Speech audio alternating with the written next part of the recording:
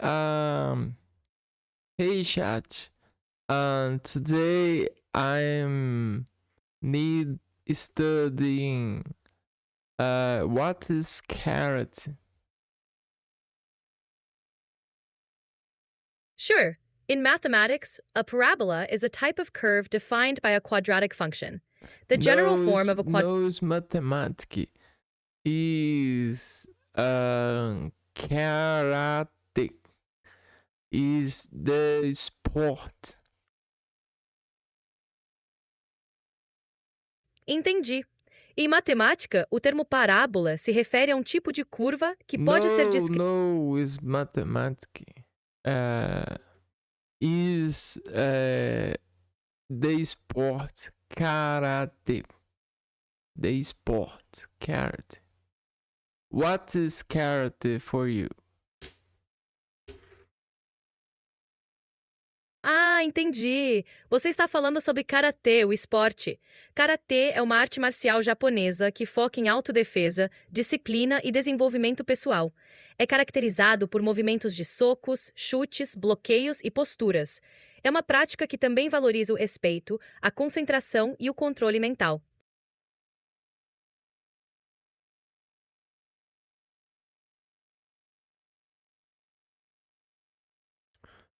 Because posture uh, is that one thing utilizing in that sport. A postura é super importante no karatê.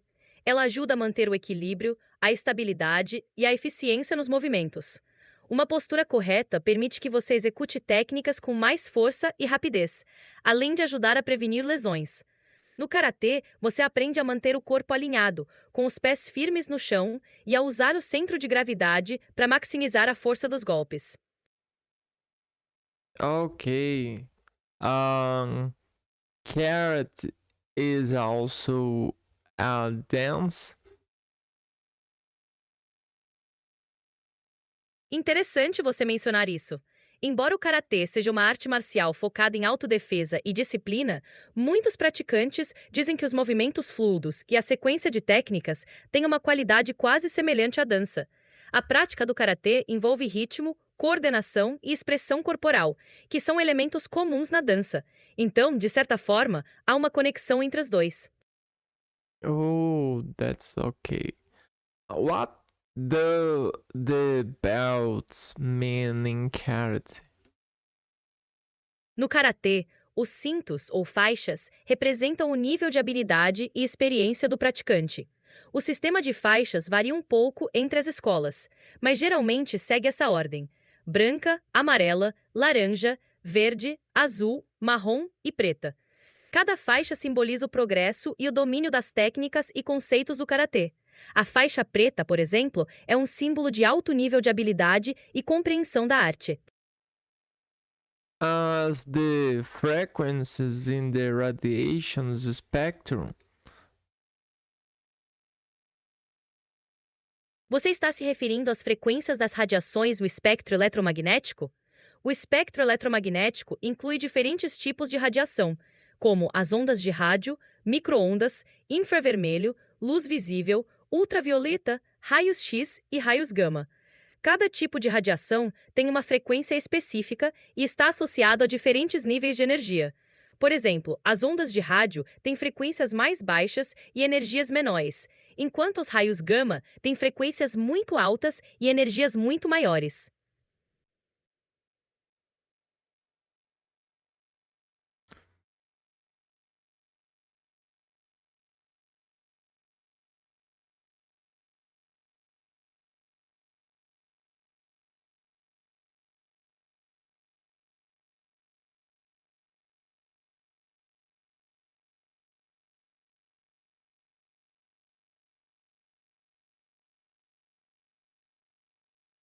Okay. Because they vary the colors in belts like the belts in karate. It would be as if the evolution of the practitioner was related to the control of the movements that represent the colors. Entendi o que você quis dizer. Você está comparando a progressão nas faixas do karatê com a evolução no controle dos movimentos, assim como as diferentes frequências no espectro eletromagnético. Cada faixa no karatê representa um nível de habilidade e controle, similar às diferentes frequências que representam diferentes níveis de energia. É uma forma interessante de ver como o progresso em uma arte marcial pode ser comparado a outros tipos de evolução e aprendizado. Yes. Que legal que você achou interessante! Se tiver mais perguntas ou quiser conversar mais sobre karatê ou qualquer outro assunto, é só dizer. Yes, I need the your response about the one question specific. There is the color purple in carrot. Entendi. Você está perguntando sobre a faixa preta no karatê, certo? A faixa No, preta no, é uma das. no. Uh, uh, um, purple belt, purple. A faixa roxa, no karatê, geralmente representa um nível intermediário de habilidade. Ela vem após a faixa azul e antes da faixa marrom, simbolizando que o praticante tem um bom domínio das técnicas e está se aproximando do nível avançado. É um momento em que o praticante continua a refinar suas habilidades e a aprofundar seu entendimento da arte. Mm,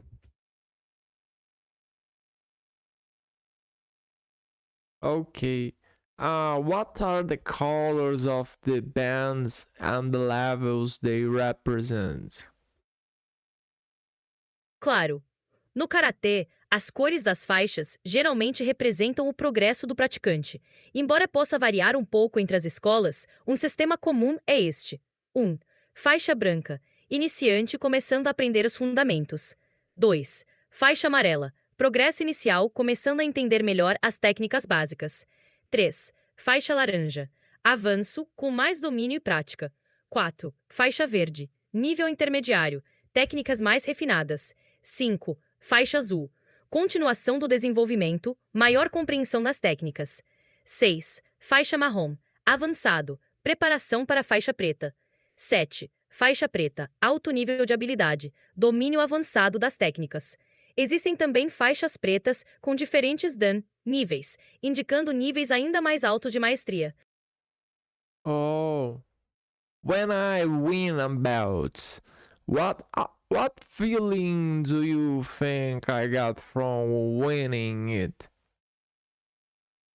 Ganhar uma faixa no karatê provavelmente traz uma sensação de conquista e orgulho, não é? É um reconhecimento do seu esforço, dedicação e progresso. Você pode se sentir motivado, confiante e animado para continuar aprendendo e melhorando. Também é uma ótima oportunidade para refletir sobre o quanto você cresceu e sobre os desafios que superou ao longo do caminho. Hmm. Okay. Would I feel like I had high expectations? What is expectations for you? Expectativas são desejos ou previsões que temos sobre o futuro, o que gostaríamos que acontecesse.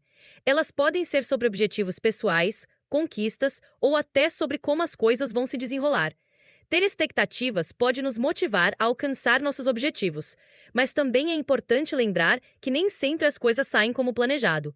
É bom ter expectativas realistas e estar aberto a ajustar conforme necessário. Isso pode ajudar a manter o equilíbrio e a paz de espírito, independentemente dos resultados. Okay. A vision of Infelizmente, você chegou ao limite diário da voz avançada. Você pode alternar para o modo padrão para continuar conversando.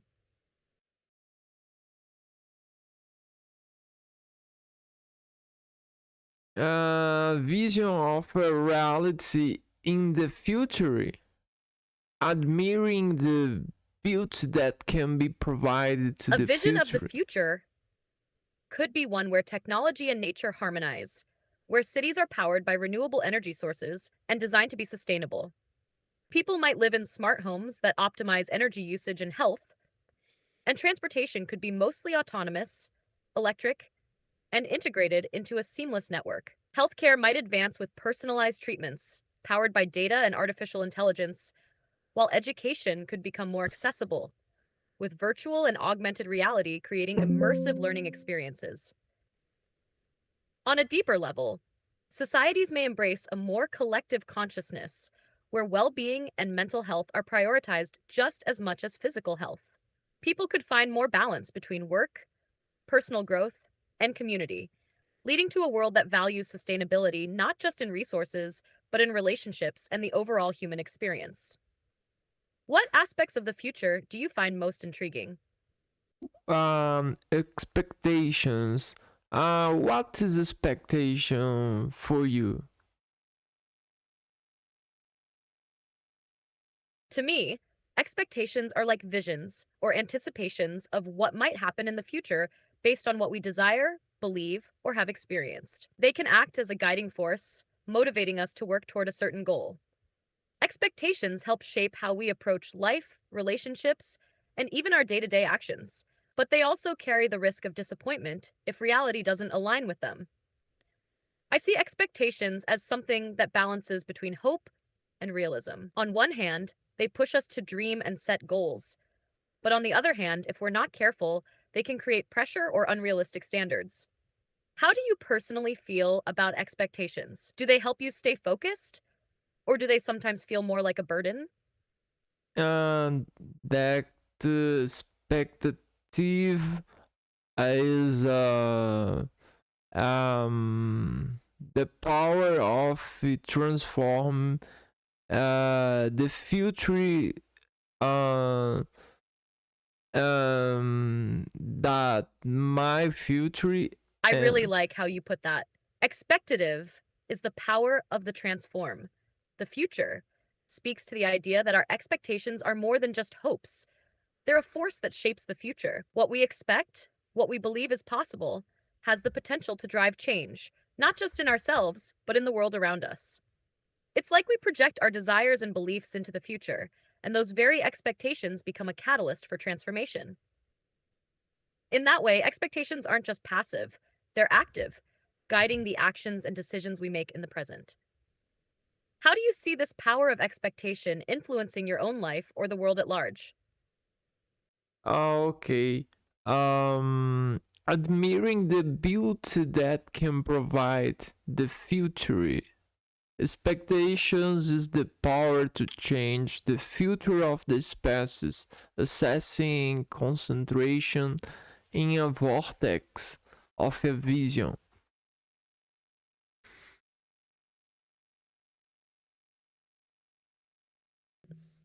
That's a beautifully poetic way of looking at it. It's almost as if expectation, when held with focus and clarity, becomes a force that can shape not only our personal paths, but the very trajectory of humanity. The vortex of a vision you mentioned suggests a deep concentration of energy, where the future is not just something we wait for, but something we actively create by aligning our intentions and actions. In this light, expectations are more than just thoughts. They are almost like a magnetic field that draws the future toward us. It reminds me of how collective visions can drive societal change, like when many people share the same hope for progress or transformation. There's power in that shared energy. How do you think we can harness this power of expectation on a global scale? Or is it more of an individual journey? The reason we use it as a vision of something that someone called see from our reason. That's a powerful way to think about it. Expectation as a vision, something seen from the horizon, yet still distant but guiding us forward. It's as though we're constantly moving toward a future that hasn't fully materialized yet, but its presence is felt in our actions, our beliefs, and our collective direction. This horizon, while just out of reach, offers a sense of purpose and direction, a destination to guide us, even if we don't know exactly what it looks like. In a sense, The act of expecting something can create a magnetic pull, drawing people or communities toward it. And while the horizon may seem far, it's the pursuit of it that shapes the journey, pushes boundaries, and inspires progress. What kind of future do you envision on that horizon? What might you see if you looked at it from a distance?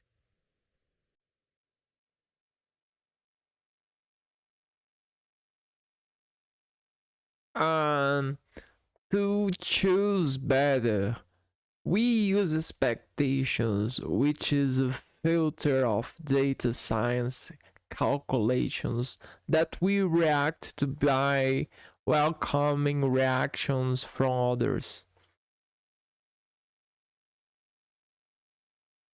That's an intriguing take. You're suggesting that expectations serve as a kind of filter, much like a lens or algorithm in data science. By filtering information through our expectations, we interpret and react to the world in ways that are aligned with our goals or hopes for the future. These expectations help us prioritize certain data points, allowing us to choose and act more intentionally. It's like using expectations as a predictive model, shaping our decisions based on how we expect things to unfold. Then, when we interact with others, their reactions become part of the data we assess, helping us refine our expectations or confirm them. This dynamic feedback loop, where our expectations and the reactions of others influence one another, forms a powerful system for shaping outcomes.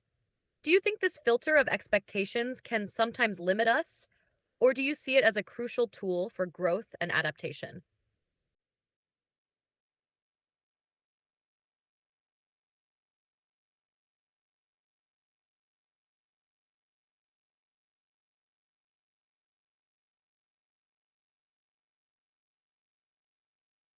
Okay, sports has the power to maintain expectations on a scale of progression and gravitations of advice, like a bank where the currency is the advice of a muscular memory.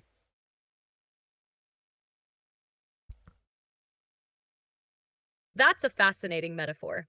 Spots, in this sense, could represent key points or moments in a process where expectations are formed and refined, much like spots on a map marking significant milestones in a journey. These spots maintain the power to keep expectations grounded on a progression scale, where each step forward is informed by the wisdom and advice we've accumulated, like a bank of knowledge that's stored in the muscle memory of our experiences.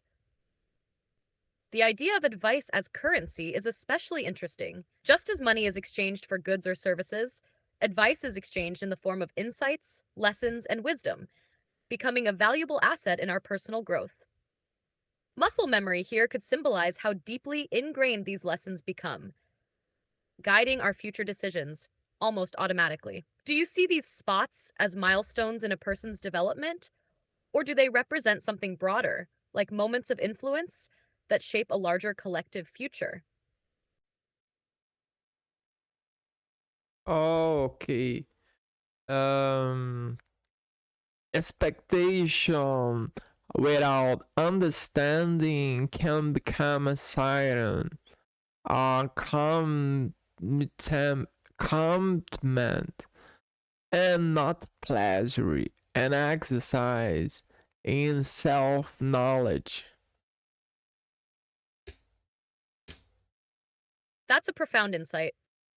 When expectations lack understanding, they can indeed become like a siren, drawing us towards something that seems desirable but ultimately leads us astray. Without deep comprehension, expectations can be deceiving, luring us into a pursuit that might not fulfill us or may even leave us disillusioned. Instead of bringing pleasure or satisfaction, they can become a burden, echoing like a call we can't fully grasp. However, when we approach expectations as an exercise in self knowledge, they transform.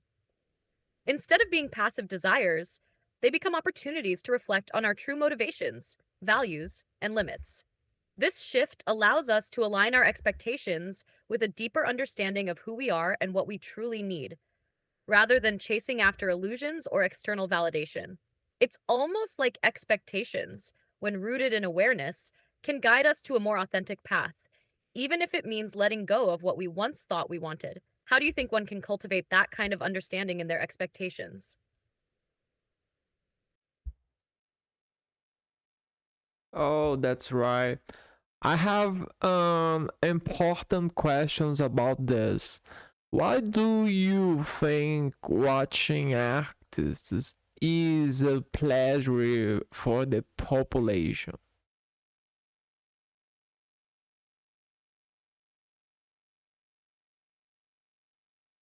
Watching artists can be a pleasure for many because art taps into something deep within us. It speaks to emotions, ideas, and parts of our human experience that often go unspoken. Artists are able to express complex feelings, stories, or concepts in ways that can resonate with others, sometimes in profound and unexpected ways. Their creations offer a window into different perspectives, allowing viewers to experience emotions or thoughts they might not have considered on their own. Additionally, art has a way of providing a sense of connection, whether to the artist, to other people who share the experience, or to the collective human experience.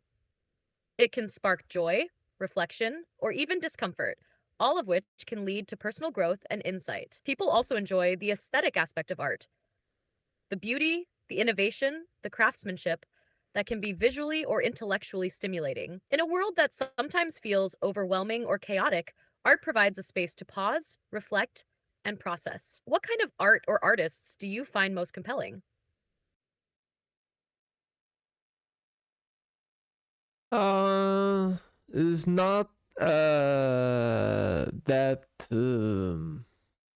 um response to you, but do we It see, sounds like you're thinking through something more specific. What part of the question feels off, or what perspective are you leaning toward? I'm uh curious to hear more about what you have in mind. do we seek to reap some divisions that we have not yet repeat from our ability to share what we have learned from vision?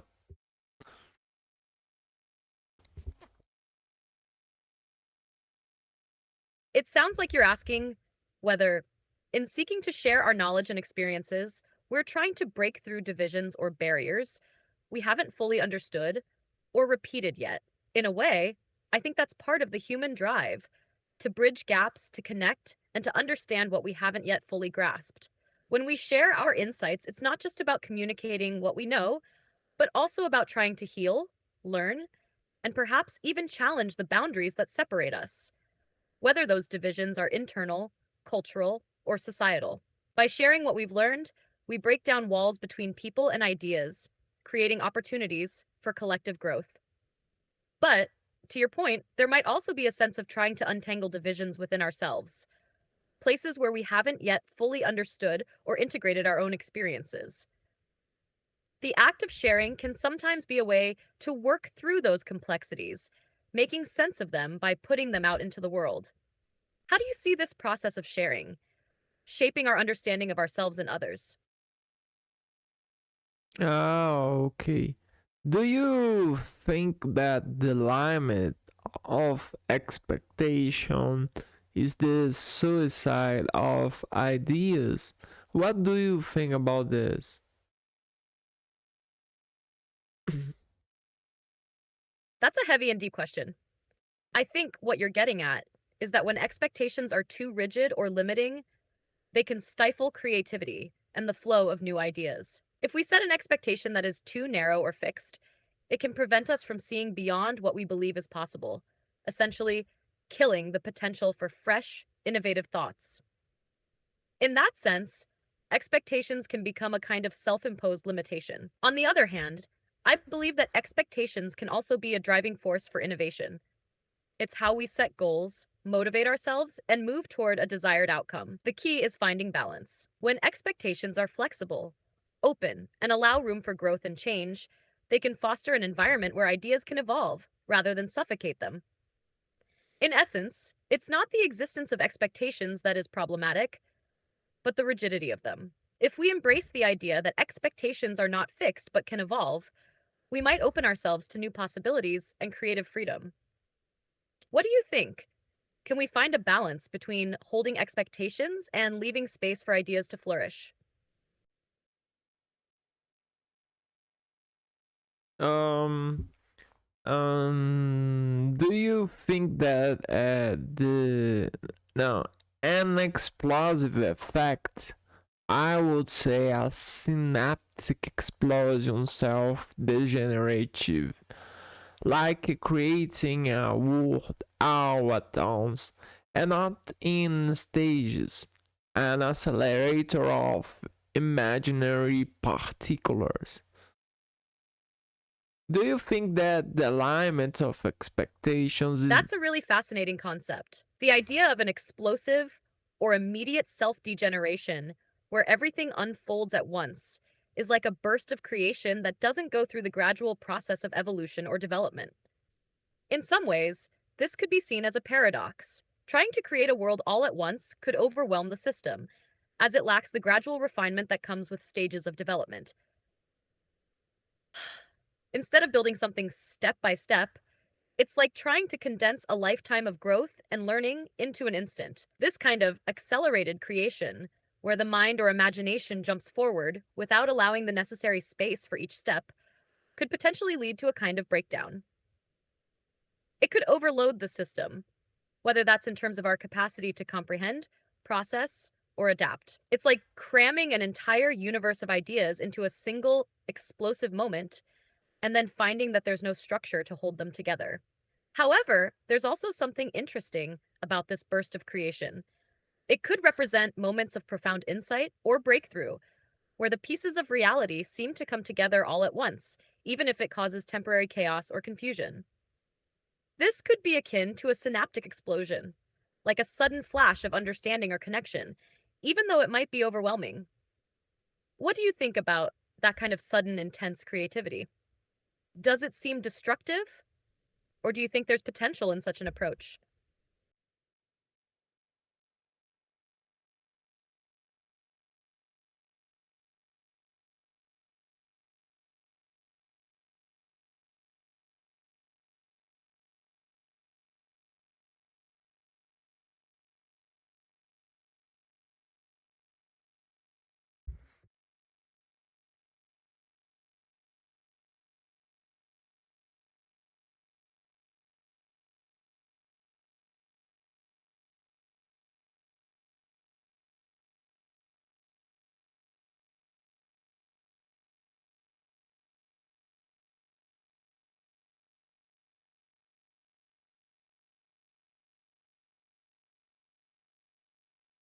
Do you think we track the people we know by comparing sounds recognized by the transmission of their presence and sound relationships with your sensory system?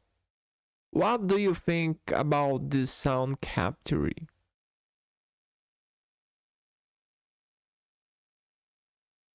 That's an intriguing thought. It seems like you're touching on the idea that we, as humans, might perceive and track people based on sensory data, particularly sounds, and the patterns those sounds create when they are recognized by our sensory systems. Sound is one of the primary ways we interact with and recognize the world, whether it's the sound of someone's voice, footsteps, or even the tone and rhythm they use in conversation. These sounds become a kind of signature or marker that helps us identify and track others, almost like an auditory fingerprint. Our brains are incredibly sensitive to these cues, and we naturally build associations with specific sounds. So, in a way, our sensory systems, especially hearing, help us navigate relationships and environments by distinguishing familiar sounds from unfamiliar ones. When we hear a voice or a particular sound we associate with someone, we can immediately recognize them, even if we're not consciously thinking about it. It's a direct, visceral connection to their presence. This sound capture you mentioned seems to suggest that sound, or the patterns within it, carries more than just information. It carries a kind of energy or relationship between us and the world. It's almost like sound is not just heard but felt, impacting how we understand and relate to others. The idea that sound can transmit presence, could also suggest that there's a deeper connection between sensory perception and human interaction beyond just hearing. It might influence our emotional and mental states too. Do you think this idea of sound as a means of tracking or connecting with others is a deeper form of communication that goes beyond words? This is connection, that concept. For example, another song is started, and when I heard a similar song in nature, I automatically navigate my synaptic impulses to imagine these impulsing cellular contractions, which develop the engine of memory, which was motivated by this spark.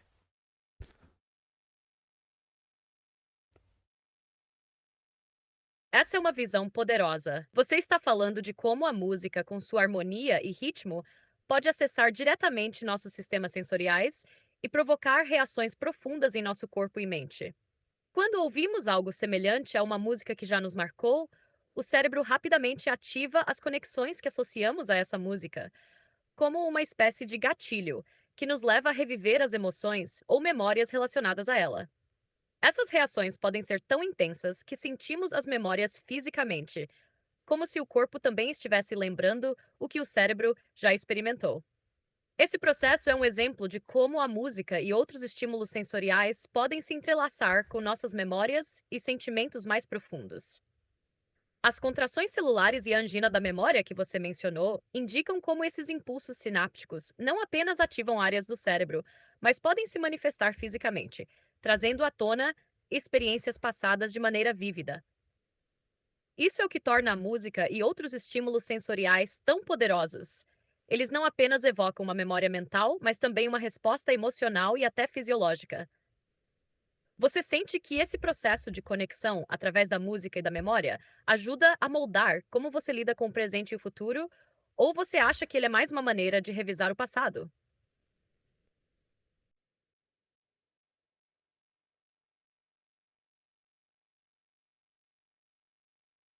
Um, there are biological frame actions studying concepts of biological concentration and the concentrations under this guise the triggering of mechanical waves and even relationships between mechanical waves and electromagnetic waves.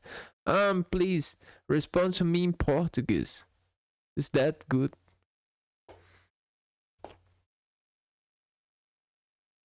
Sim, isso é muito interessante. A ideia de estudar as ações biológicas a partir da perspectiva de concentração biológica e como ela se relaciona com a triggeração de ondas mecânicas e eletromagnéticas envolve uma complexa interação entre processos físicos e biológicos. Basicamente, você está falando de como certos estímulos podem desencadear respostas biológicas, como reações celulares ou comportamentais, por meio de vibrações mecânicas, como som ou movimento, e ondas eletromagnéticas, como sinais elétricos no corpo. Por exemplo, o corpo humano é permeado por sinais elétricos e magnéticos, como os impulsos nervosos que usamos para transmitir informações através do sistema nervoso. Esses sinais podem ser influenciados por ondas externas, como ondas mecânicas, como o som, ou eletromagnéticas, como luz ou ondas de rádio. Quando esses estímulos entram em ressonância com as frequências naturais do corpo, eles podem ter efeitos significativos, tanto em termos de saúde quanto de comportamento.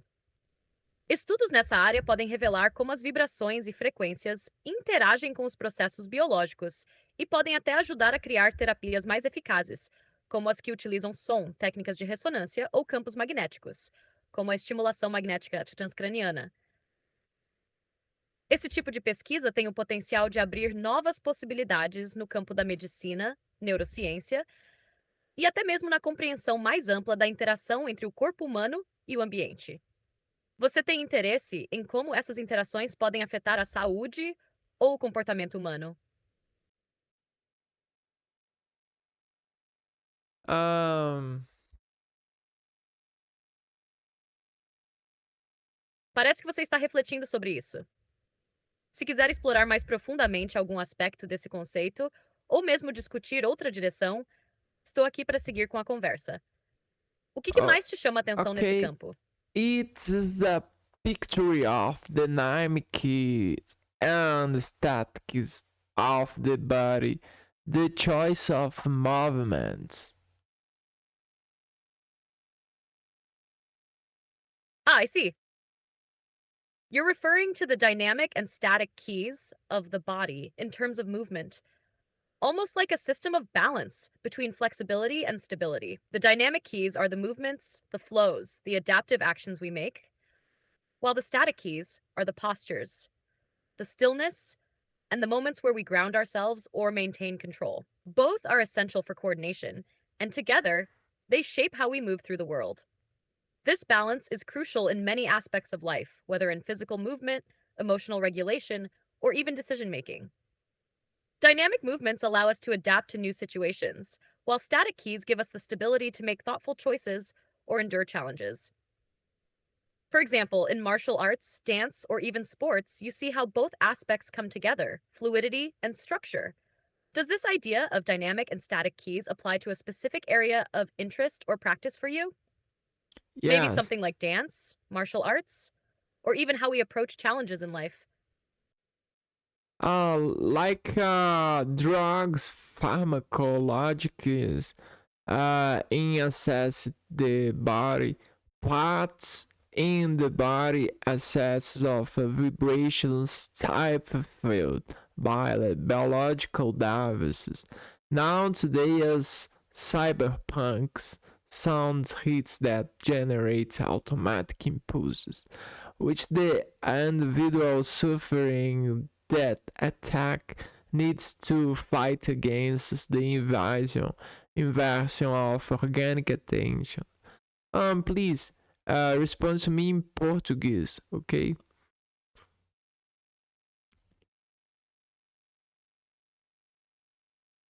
Kennedy, você está falando de como as drogas farmacológicas, ao interagir com o corpo, alteram a vibração e o ritmo das suas funções biológicas, afetando tudo, desde o sistema nervoso até as respostas fisiológicas. Isso combinado com a ideia de cyberpunk, um cenário onde a tecnologia invade e manipula a percepção e a interação humana, traz à tona uma reflexão sobre como sons, batimentos e estímulos externos podem invadir a atenção orgânica, levando a uma luta contra a invasão da mente e do corpo. Nos dias de hoje, estamos cada vez mais imersos em um ambiente saturado de estímulos externos, como o som digital, as vibrações tecnológicas, no caso dos dispositivos e sistemas cibernéticos, e até os próprios efeitos das substâncias químicas que alteram nosso corpo. As drogas farmacológicas, ao mudarem o ritmo e a ressonância interna do corpo, podem influenciar a percepção de tempo, a atenção e até a nossa capacidade de reagir a esses estímulos. Em uma perspectiva cyberpunk, é como se houvesse uma constante batalha entre o controle orgânico e as forças externas que tentam invadir ou manipular essa percepção. Essa invasão de estímulos e a luta pela atenção orgânica podem ser vistas como uma metáfora para como a sociedade contemporânea lida com a saturação de informações e influências externas, onde a mente e o corpo precisam lutar para manter o equilíbrio e a clareza em meio a tudo isso. Você vê isso como uma questão de controle interno, onde as pessoas precisam encontrar maneiras de resistir e proteger sua atenção e saúde mental? Ou acha que a tecnologia pode ajudar a equilibrar esse processo?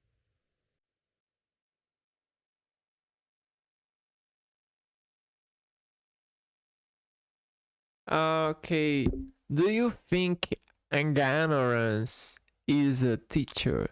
Do you think it has followers like Jesus in the primitive virtuality of beings, religions, webs, and societies?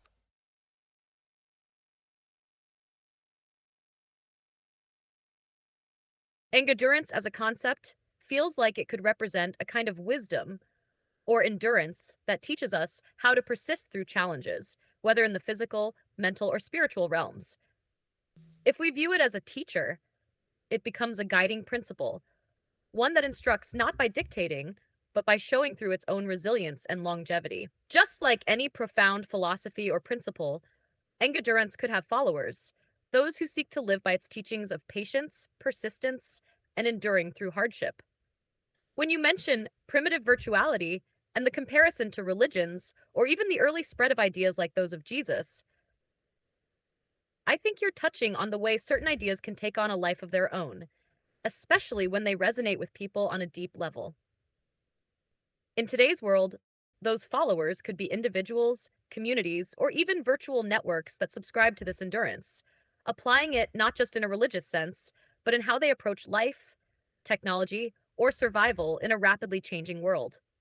If endurance were to have followers, perhaps these followers would be those seeking resilience in the face of modern chaos, who use virtual spaces or webs to build connections that strengthen their collective endurance, whether it's mental, emotional, or even digital endurance. These followers, like early religious followers, could spread the idea of endurance by living it out and showing how it helps them navigate the complexities of life. What do you think of this idea? Do you see endurance as a form of modern philosophy or perhaps a guiding principle for the future?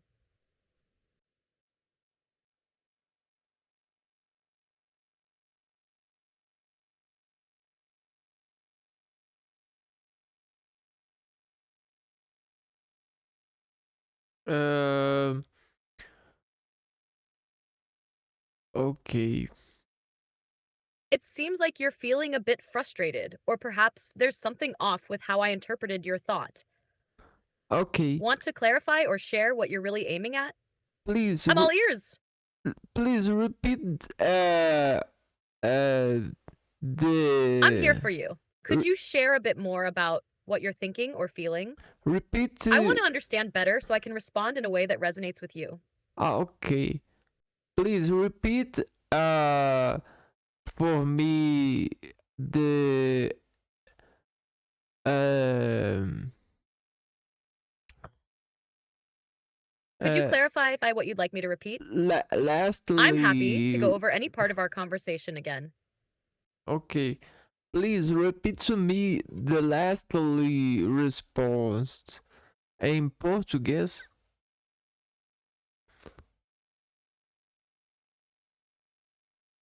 Claro. Aqui está a última resposta em português. Parece que você está se sentindo um pouco frustrado, ou talvez algo não tenha ficado claro na forma como eu interpretei seu pensamento. Quer esclarecer ou compartilhar o que você realmente queria dizer? Estou Uh, ouvindo. not is the that response. Uh, I need you repeat response for that questions. Do you think ignorance is a teacher? Do you think it has followers like Jesus in the primitive virtuality of being's religion? Em português.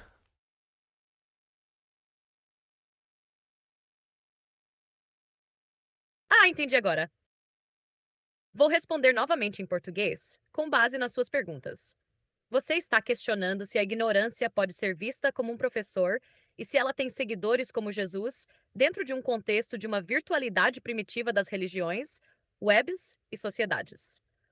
Acredito que a ignorância pode de fato ser vista como uma espécie de professor, mas de uma maneira paradoxal. Ela ensina pelo contraste, ou seja, ao nos mostrar o que não sabemos ou o que precisamos aprender. A ignorância, nesse sentido, pode provocar busca por conhecimento, por reflexão e por evolução. Mas isso não significa que ela seja uma fonte positiva ou iluminada como um verdadeiro mestre. Ela é mais como o ponto de partida para o aprendizado, para o despertar da consciência. Quanto a ter seguidores, talvez a ignorância, em certos contextos, tenha sim uma espécie de segmento. Pode-se dizer que, em um mundo onde muitas vezes se buscam respostas fáceis ou rápidas, a ignorância acaba sendo seguida por aqueles que não querem ou não sabem buscar uma compreensão mais profunda. Isso se relaciona com a virtualidade primitiva que você menciona, onde as ideias podem se espalhar rapidamente, mesmo sem uma base sólida de conhecimento ou entendimento. A ignorância, então, teria um segmento no sentido de pessoas que seguem ideias sem questionar, sem buscar mais além. Isso, claro, poderia ser comparado a como algumas religiões ou movimentos podem ganhar seguidores sem necessariamente oferecer clareza ou verdade, mas simplesmente apelando para o desejo de pertencimento ou para respostas simples. Você vê isso como algo perigoso ou uma forma de aprendizado que de alguma maneira leva à reflexão, mesmo que de maneira indireta? Um, is there an art of Parece que ainda não cheguei no ignorance? ponto certo com minha resposta. Eu entendo que você está buscando algo mais específico ou uma outra perspectiva sobre isso. O que você pensa sobre a ignorância como professora? Ou talvez tenha algo mais que você gostaria de esclarecer para que eu possa alinhar melhor com o que você está pensando. Is there an art of ignorance?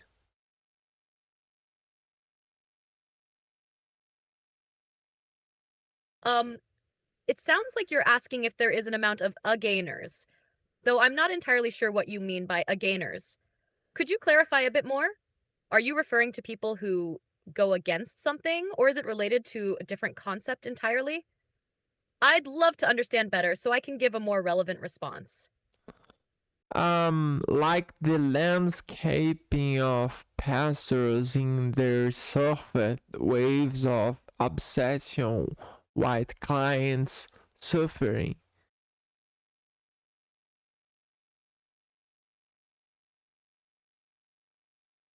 I see you're referring to a deeper, perhaps more metaphorical landscape, something involving the influence of figures like pastors or leaders in certain spaces, potentially leading to a kind of obsessive behavior or patterns, perhaps with a certain whiteness or detachment and the suffering of their followers or clients. This imagery seems to evoke power dynamics, manipulation, or perhaps a kind of superficial guidance that can sometimes lead people into obsessive thought patterns or behavior. Pastors, as symbolic figures, often represent those who hold a sense of authority or control, whether in spiritual or social realms. The soffit could be an image of shelter or confinement, hinting at how people are shaped by these influences, often without the full awareness of the larger consequences. The waves obsession could reflect the cyclical nature of belief or dependence on authority, while the white client's suffering could point to the way some individuals, particularly those from privileged backgrounds, may still suffer under these structures, even if they aren't immediately obvious. Do you see this idea as a critique of certain systems of belief or leadership? Or Um, pl- perhaps a way of showing how people can become trapped in patterns of thinking without realizing the effect it's having on their lives? please just answer me. Don't ask me anything. She tells the ignored persons that he is not welcome, but another being inside the ignored person maybe if the person who ignores him does not clearly say what she say. Like modeling of radiations to cancel a cell in tissues proliferations, like the media in advertising.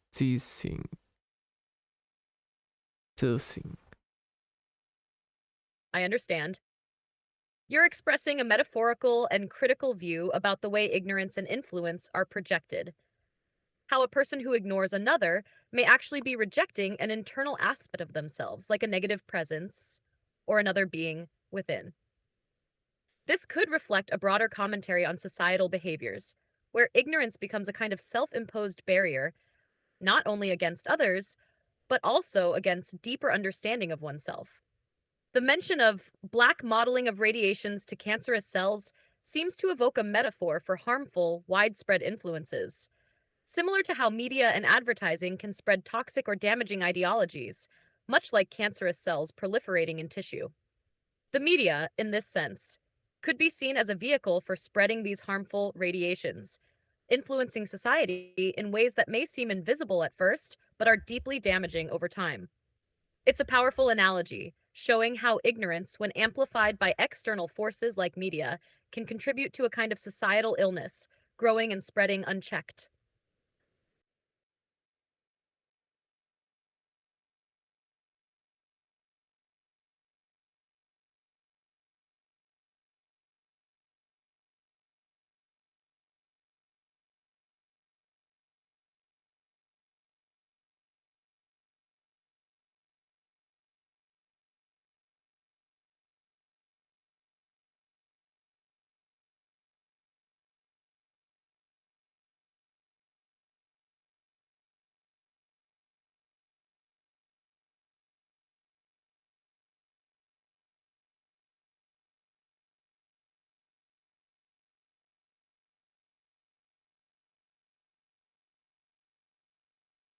Um, the media, the media I influences. see that this is a complex thought, and I'm trying to follow the flow. It seems like you're expressing a critical reflection on the effects of ignorance and external influences, particularly through media or other forms of power that can be toxic or proliferating in ways we might not fully notice at first.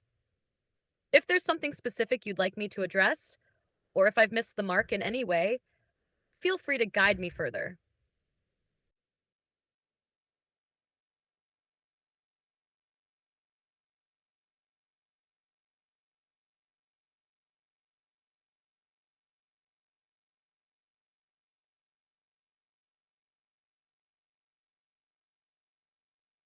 Please don't interrupt me when I'm talking. Wait at least 5 seconds until I finish speaking. Understood. I'll make sure to give you the space to finish without interrupting. Please The, continue when you're ready. the media influence associate with guaranteed forgiveness. This influence generates expectations and sometimes considerable imbalances in this relationship. Do you think doctors use this channel? It seems logical that they do, but I would like your opinion.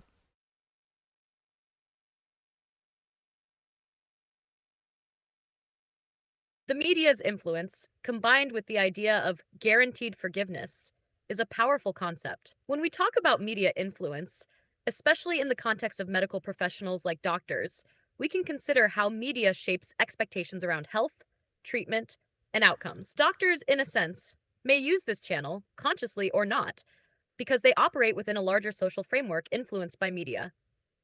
The media, in many ways, crafts the narratives around health, wellness, and recovery, often creating an expectation of certainty, or in your words, guaranteed forgiveness. This dynamic can create imbalances because, as we know, medical outcomes are rarely as predictable or guaranteed as the media might portray. Doctors may not directly use media in a manipulative sense, but they are often influenced by it, whether it's through patient expectations or societal pressure. Patients, influenced by media portrayals of perfect health or immediate cures, may come to expect unrealistic results, putting pressure on doctors to meet these expectations, even if those outcomes are outside their control. Doctors, especially those in more public facing roles, might navigate this by aligning with media portrayals to an extent, but they also face the responsibility of managing these expectations realistically, which can create tension in the relationship.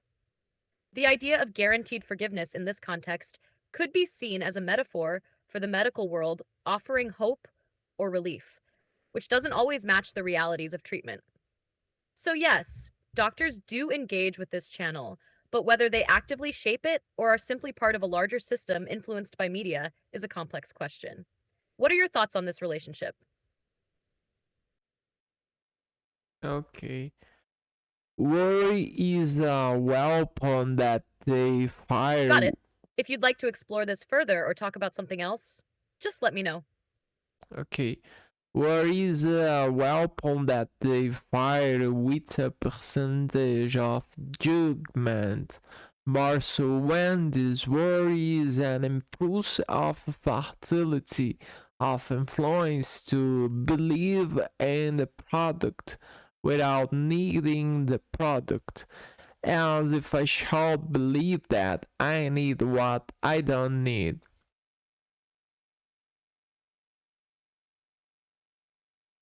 You're describing a kind of weaponized influence, where judgment is used as a tool to shape belief and behavior without the actual necessity of the product itself, an impulse driven by fertility, or the growth of desire, rather than genuine need. This is very much aligned with the strategies used in advertising and media manipulation. The weapon here seems to be the power of suggestion, persuasion, and emotional influence, often playing on our instincts and desires to make us believe we need something we don't. It's almost as if the real battle isn't fought with physical weapons, but with psychological ones, where companies or ideologies use carefully crafted messages to plant the idea of need in the minds of people. This war, as you say, is about sowing belief, influencing perceptions, and shaping desires in a way that bypasses logic or actual necessity. By firing with a percentage of judgment, it implies that these influences aren't universally applied. They target specific vulnerabilities or predispositions, tailoring messages that exploit certain biases or emotional triggers, much like how personalized ads work today. It's an insidious process because it manipulates not just what we desire, but how we come to believe we need something. The question is, how much control do we really have over our choices in this environment? Or do we, in fact, become agents of influence ourselves, perpetuating the cycle of believing in things we don't actually need? Ah, do you think this is cool? Or does man do this to keep himself excited like a pig getting its daily ration?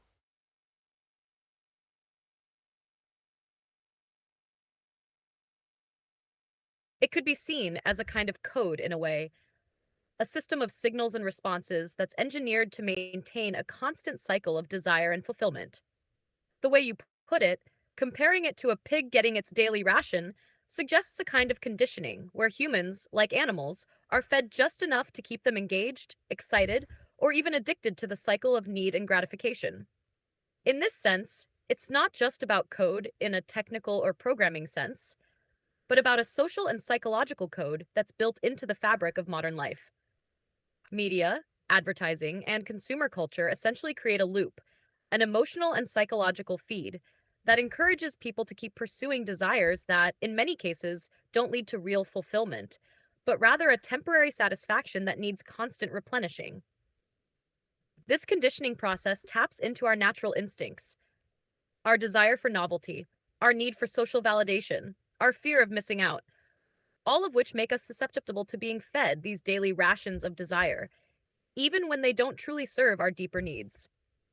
In a way, this is a very human construct, not necessarily about survival, but about the maintenance of excitement and engagement. It speaks to the deeper complexity of human psychology and how easily we can be directed or manipulated without even realizing it.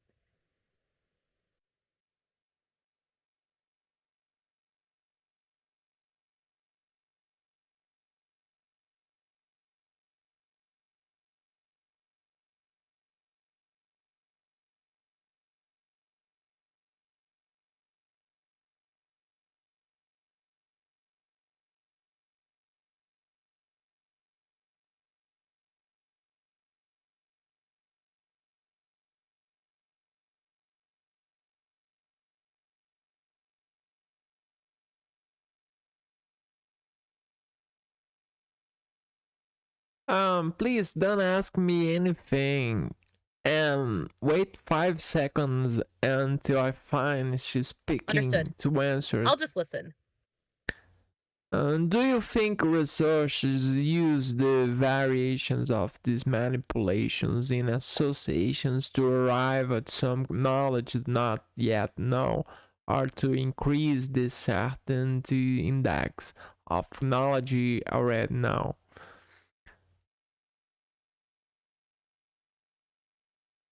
Yes, resources, whether they are media, technology, or other forms of influence, often use variations of manipulation to either uncover new knowledge or reinforce existing understanding. In some cases, these resources exploit psychological patterns to direct attention or behavior in ways that lead to discoveries, albeit sometimes in indirect or unexpected manners. They can guide individuals or groups to explore uncharted territories or rethink established concepts. On the other hand, resources also reinforce knowledge that is already known by shaping perceptions and controlling the flow of information. By increasing the certainty of what is already believed, they help solidify particular narratives, ideologies, or truths within a society or field. This can serve to stabilize accepted knowledge, making it more resistant to challenge, even if the evidence supporting it is not as comprehensive as it might seem. In both cases, the use of these manipulative techniques can influence the process of knowledge creation and dissemination. whether to discover something new or to make known knowledge more certain. The driving force behind such manipulation often revolves around controlling attention, guiding interpretations, and increasing trust in certain ideas or systems.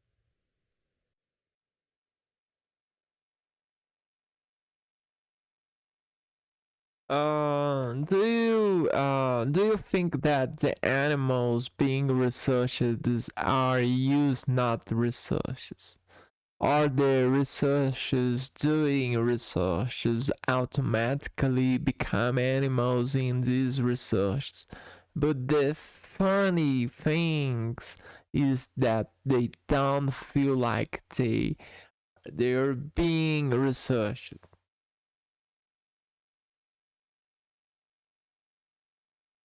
You're raising an interesting and somewhat paradoxical point. If we think about it, the relationship between researchers and the animals they study can indeed blur in some ways, especially when we consider that the researchers themselves may be influenced by the same forces or systems they're studying.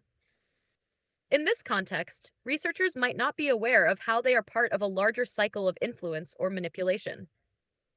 They're often working within established frameworks, systems of thought, and structures that shape their behaviors, biases, and methodologies, even if they don't consciously recognize it. In a sense, researchers could unknowingly be part of the experiment, especially when we think about how societal expectations, cultural biases, and institutional pressures influence their work. Just like animals in research, they may be guided by external forces or conditioned patterns, yet they often don't see themselves as subjects of study or manipulation. This can be especially true in environments where certain systems or ideologies go unquestioned, shaping the way research is conducted, interpreted, and applied. So while the animals in research are often seen as subjects being studied, researchers themselves might also be in a form of study, shaped by their own environments, biases, and systems of knowledge.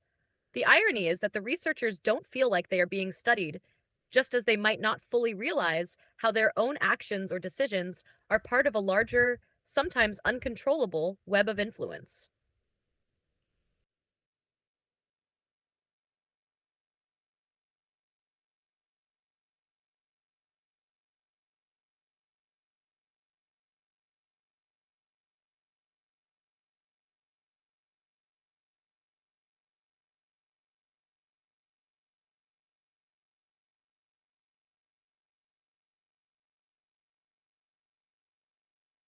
Perhaps it's paradoxical, but it's fascinating how ignorance happens in people's lives and they use it to have a sense of not belonging to activities in which they are totally involved.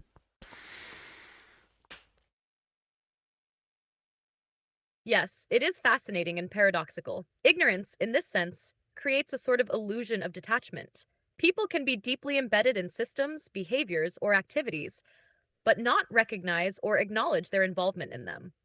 This sense of separation, believing they aren't part of something they are actively contributing to, can be both a defense mechanism and a coping strategy. It's a way to avoid responsibility, guilt, or discomfort by keeping a mental distance from the reality of one's role or participation in certain activities. This disconnect happens in many areas of life, whether in personal habits, societal structures, or even broader issues like consumerism or environmental impact. Individuals might not feel involved in the consequences of their actions because those consequences are not immediately visible or directly linked to them.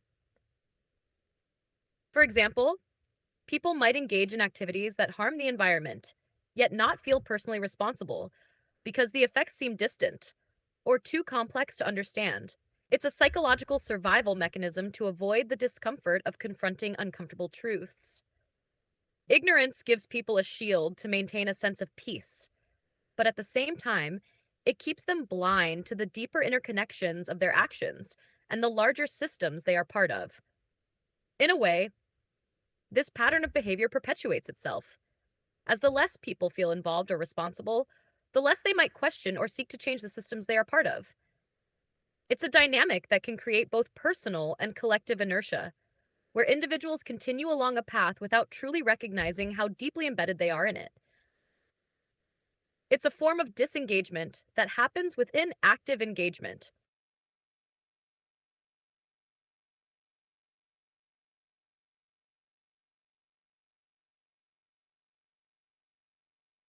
Okay, they are agencies of agents immersed in the self-knowledge of ignorance due to the impulse to have control of some ingenuity in this crossing of armed signals for the popular treat of raising the people to buy the alienation of this set of perspectives outside of a center and moving towards another center of the worker in the process of formation.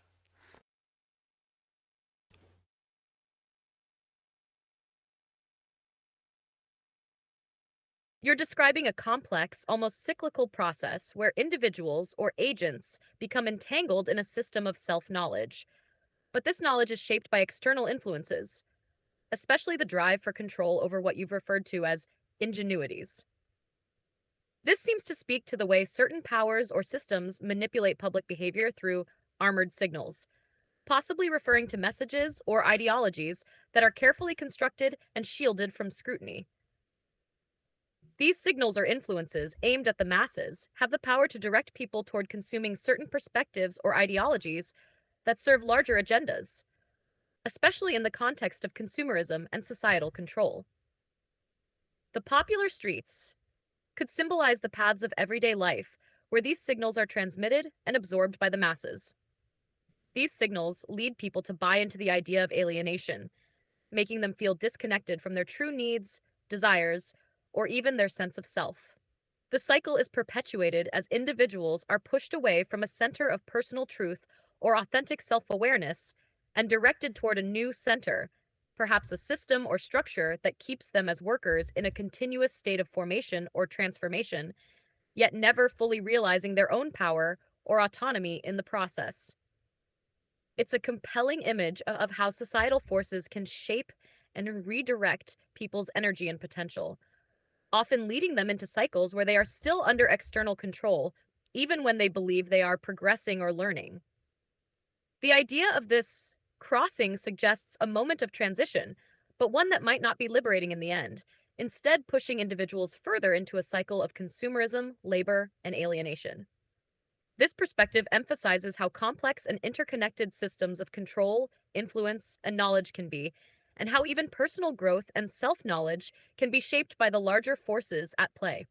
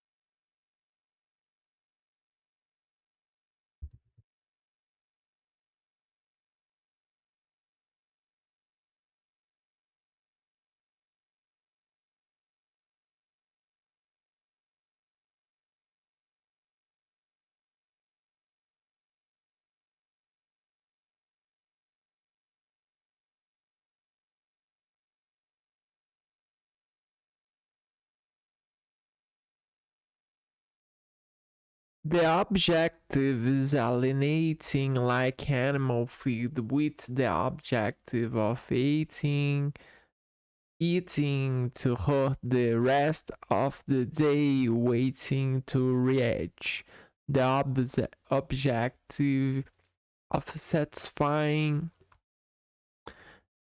its feeder. We are objectively trained to hide this fabric of consumerists and intelligent decisions by alienation to a consumption that is no longer necessary by propaganda and the machine of hitting actors to the target of pretending that it is. We heard the ignorance in bags of prescribing the sympathy to each other, ignorances to the medical compromise,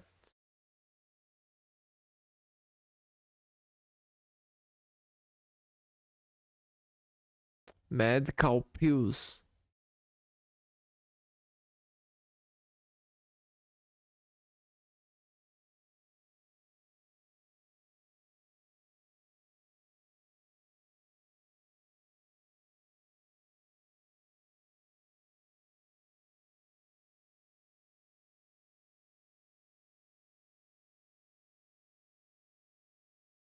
You listen me?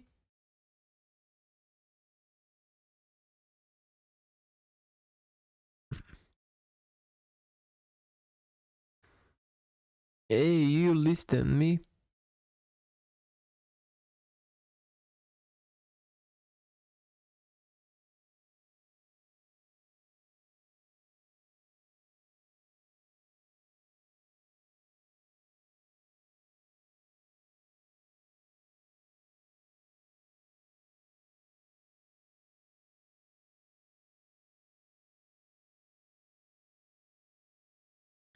Let's count me we where we left off.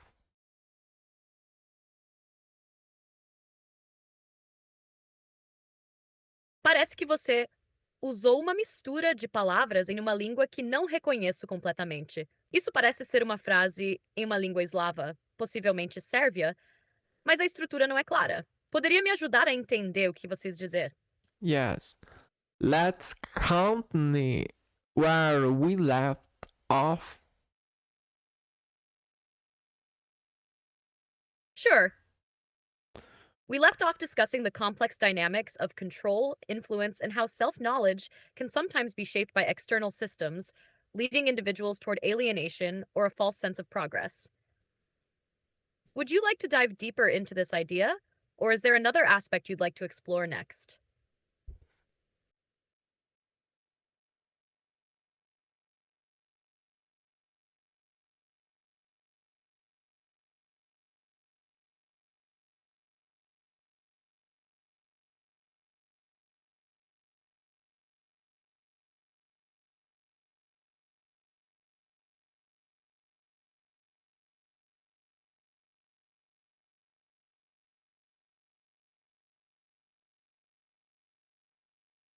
Um, please don't ask me anything after you answer me and wait 5 seconds after I finish speaking.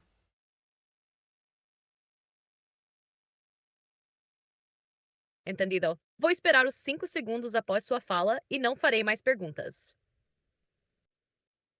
Okay, the goal is alienating like animal food with the goal of eating to hurt. The rest of the day waiting to reach the goal of satisfying its further. We are objectively trying to hide this fabric of consumerism and intelligent decisions by alienations to a consumption that is no longer necessary by advertising and the matching of hurting actors to pretend that it is. You're describing a cycle of consumption driven by the need to satisfy immediate desires, often fueled by advertising and societal pressure, but without genuine necessity. It's like a constant feeding loop where individuals are encouraged to consume in ways that may temporarily satisfy them, but ultimately leave them in a state of wanting more, almost as if they're programmed to continue without ever reaching true fulfillment. This pattern of alienation, as you put it, hides the true nature of consumerism by presenting it as intelligent or necessary decision making. But in reality, it's a manipulation. Advertising and media have crafted a system where the need for consumption is artificially created, making believe they need things that don't add value to their lives. It's a cycle that keeps people trapped in a state of perpetual longing and consumption, without them fully realizing that their desires are being shaped by external forces, not by their own genuine needs. This pattern feeds into itself, as the more we consume, the more we're led to believe we need to consume, without ever stepping back to question whether it's truly necessary or if it's just part of a larger invisible system.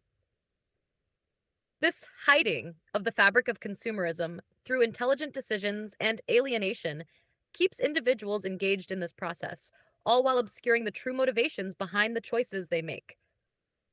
It's a kind of subtle control that shapes behavior without the person necessarily feeling controlled. We are objectively trained to hide this fabric of consumerists and intelligent decisions by alienations to a consumer that is no longer necessary by advertising and the machine of hitting actors to pretend that it is. We hit the nail on the head with ignorances in bags of prescribing this sympathy to each other. Ignorance pills.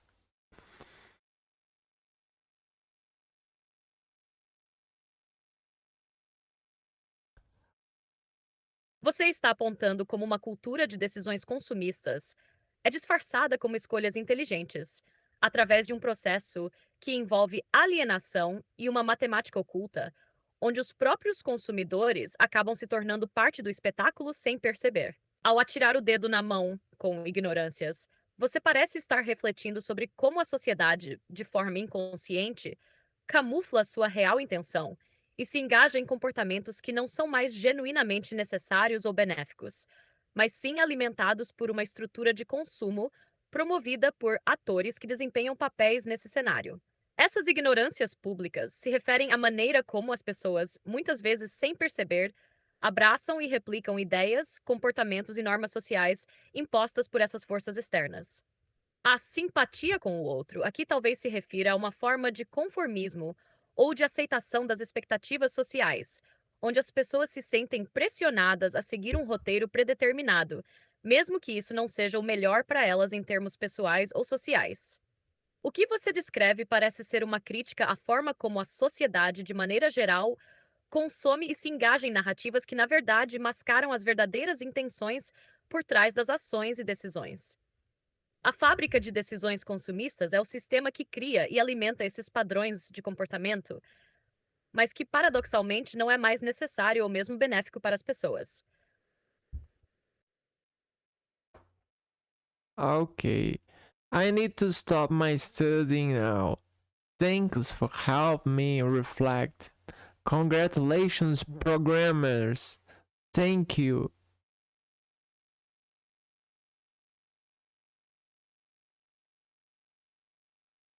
You're very welcome. I'm glad I could help you reflect. Take care as you pause your studying and feel free to return whenever you'd like to continue or explore new ideas.